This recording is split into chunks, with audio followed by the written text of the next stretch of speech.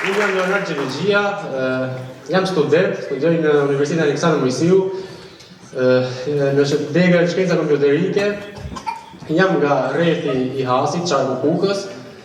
Me ju do të ndaj një histori shkurtimisht nga e kaluara, por që mendoj të më përdjek gjithë këtë. Të dashur bashkëqytetar, historia që do të ndaj me ju sot është historia e mira familjeve shqiptare. Është një thirrje për të ndryshuar realitetin e dhimbshëm të ndarjes së familjeve tona, për të ndërtuar një Shqipëri ku askush nuk detyrohet të zgjedhë mes dashurisë për vendin dhe ndjesës së familjes së tij. Isha vetëm 7 vjeç në vitin 2008. Unë zgjova në mëngjes me një ndjesi të çuditshme, sikur dikush gjatë natës kishte prekur faqet e mia.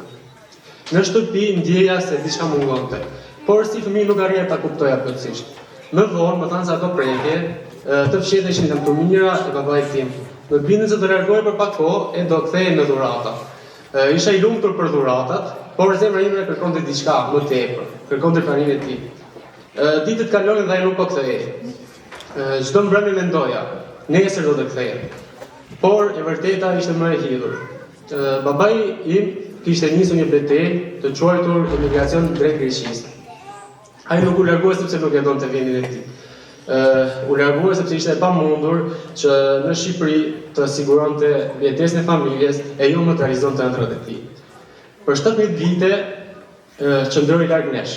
Por veçanërisht krishtuesi ishin 14 vite pa leje qëndrimi, pa të drejta ligjore edhe pa të drejta themelore. Në dyert e spitaleve trajtohej si I huaj. Ligji nuk e mbronte.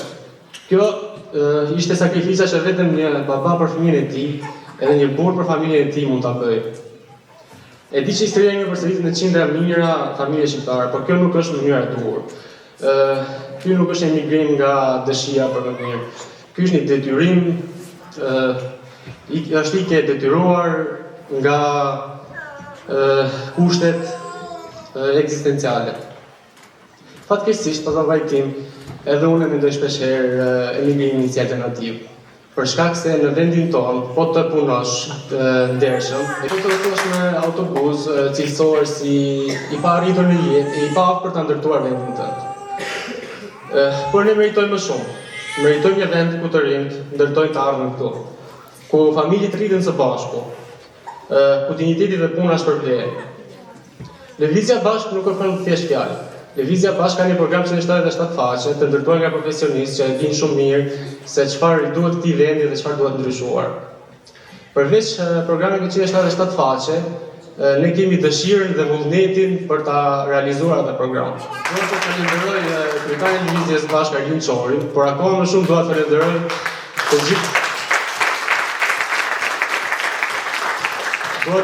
të gjithë aktivistët e Lëvizjes Bashkë që gjatë gjithë kohës janë në terren për të dëgjuar shqetësimet e qytetarëve e për të munduar për gjetur zgjidhje për ato shqetësime.